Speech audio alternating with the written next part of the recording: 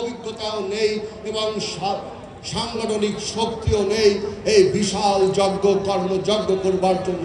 হাজার হাজার ইউনিয়ন পরিষদ, হাজার হাজার পৌরসভা, হাজার শত শত জেলা এবং সিটি কর্পোরেশন নির্বাচন একদিনে করার যে প্রস্তাব দিয়েছেন, আমরা জনগণ সেই প্রস্তাবকে প্রত্যাখ্যান করছি। কারণ জাতীয় নির্বাচনের আগে কোনো নির্বাচন করা মানে আপনারা স্বৈরাচারকে, দোসরদের পুনর্বাসন করতে চান।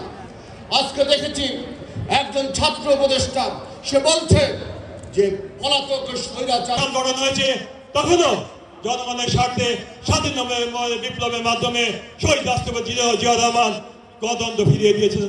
বন্ধুরা আমার, তখনও বাক স্বাধীনতা ফিরিয়ে দিয়েছিলেন, জনগণের কারণে সে জনগণের সমস্যা সমাধান করেছিলেন। বন্ধুরা আমার, এখানে শেষ নয়, আবারও গণতন্ত্র চিন্তা হয়েছিল। ফ্যাসিস্ট স্বৈরাচার এরশাদ আমাদের গণতন্ত্র লুণ্ঠন করে নিয়েছিল।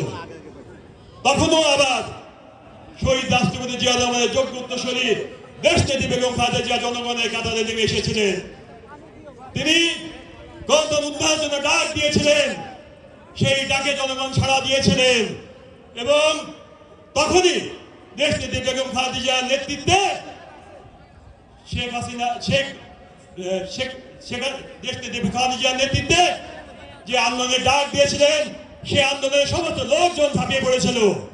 এর সাথে পতন না হওয়া পর্যন্ত আমরা ঘরে ফিরে যাব না, এই স্লোগানকে বুকে ধারণ করে সারা বাংলাদেশের জনগণ যখন উত্তপ্ত হয়ে উঠেছিল, তখন আমাদের নেত্রী ঘোষণা করেছিলেন এবারের সংগ্রাম গণতন্ত্র ফিরে দেওয়ার সংগ্রাম।